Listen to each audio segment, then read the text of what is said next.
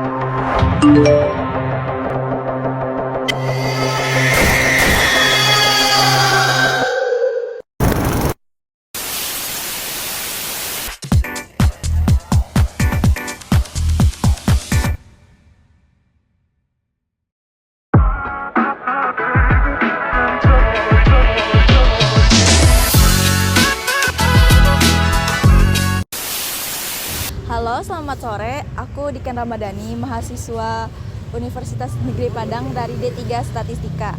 Hari ini aku pengen ngobrol tentang bullying di kampus buat penelitian kami. Kamu setuju kalau kita mulai wawancaranya? Boleh. Teman kita hari ini adalah Perkenalkan, nama saya Chelsea Syafitri Rizka dari D3 Statistika. Oke. Menurut teman sendiri, bullying itu ada nggak sih di lingkungan kampus? Menurut aku masih ada sih, cuman bentuknya itu lebih halus dibandingkan dari SMA kemarin. Oke.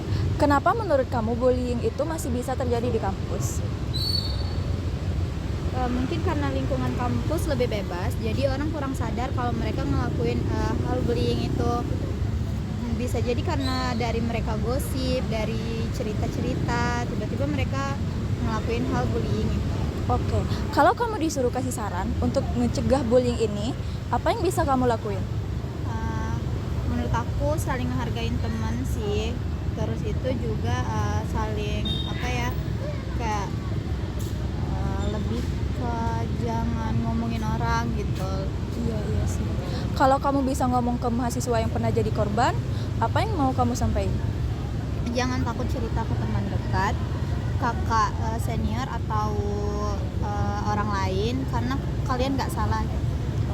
Pesan terakhir yang kamu bisa sampaikan untuk teman-teman mahasiswa lain yang mungkin nggak sadar pernah ngebully?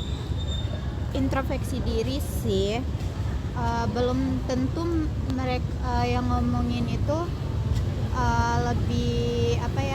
lebih baik gitu dari orang yang dibully. Oke, makasih banget ya atas waktu dan semua jawaban yang kamu berikan. Semoga wawancara ini bisa bermanfaat, nggak cuma buat tugas kami, tapi juga buat teman-teman yang nonton video ini.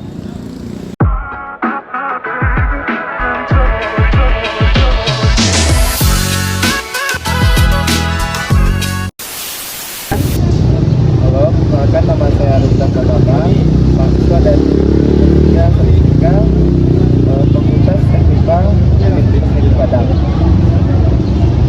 Kali ini saya ingin mewawancarai saudara mengenai tentang bullying. Apakah saudara kali ini teman kita ialah mungkin sebelumnya perkenalkan nama saya Mohon Malah William dari Prodi D3 Statistika Angkatan 2000. Oke, baiklah, mari kita langsung masuk ke pertanyaan saja. Yang pertama, menurutmu bullying itu apa sih sebenarnya? Menjawab pertanyaan, mungkin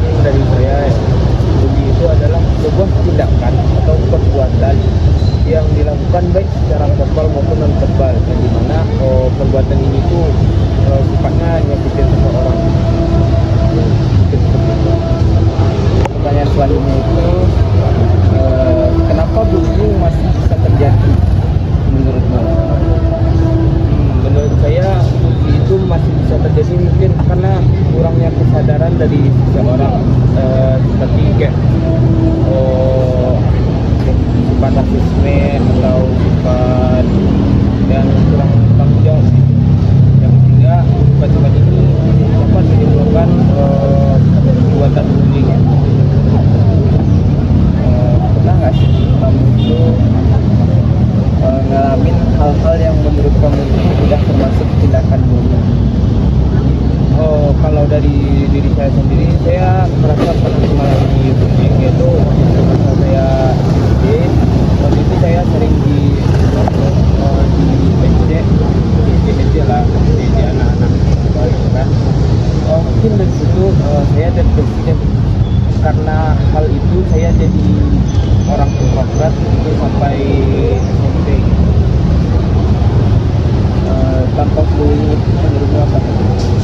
Dampak, kalau untuk dampak mungkin ada banyak. Mungkin yang pertama itu bisa menjadi mental yang pertama. Mungkin selain dari menjadi mental korban, bisa membuat korban yang itu sendiri minder, stres, yang bahkan hal ini dapat mengganggu sistem belajarnya sendiri.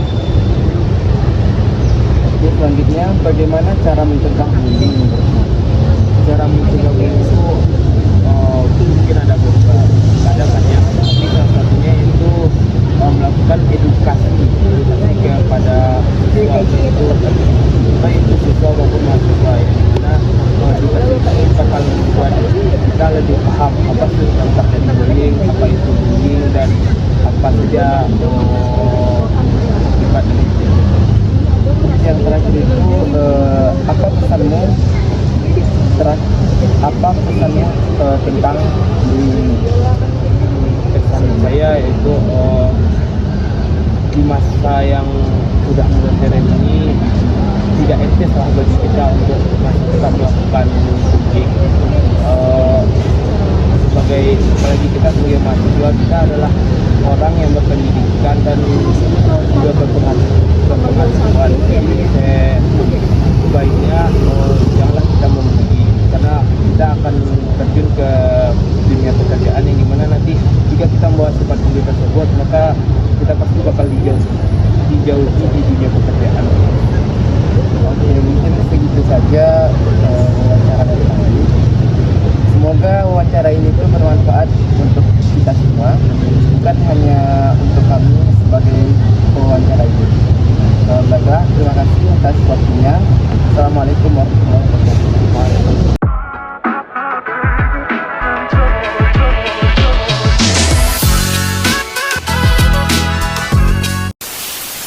Assalamualaikum warahmatullahi wabarakatuh.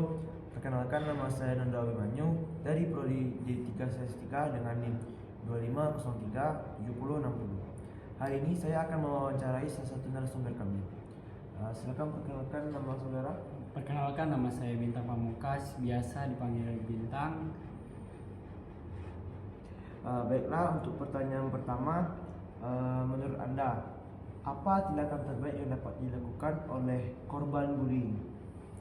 Menurut saya sendiri, tindakan yang perlu dilakukan sebagai korban bullying itu kita harus berani speak up atau berani ngomong kepada teman dekat kita sendiri atau orang tua sendiri. Terus kita harus menegur pelaku sendiri agar tidak terlalu berlebihan dalam bercanda yang berdampak pada bully. Baiklah, selanjutnya untuk pertanyaan kedua, apa tindakan terbaik yang dapat dilakukan oleh saksi mata yang melihat kejadian pembulian tersebut? Menurut saya sendiri sebagai saksi mata untuk korban bullying itu, saksi mata juga harus berani ngomong kepada pihak yang berwajib atau kepada keluarga korban agar masalahnya ini atau masalah bullying ini tidak dianggap remeh atau sebagai candaan, agar korban juga tidak mengalami trauma yang bikin mentalnya rusak atau tidak berani untuk mengungkapkan apa yang dia rasakan. Baiklah, untuk pertanyaan ketiga dan yang terakhir, jadi bullying ini kan sudah menjadi masalah global ya.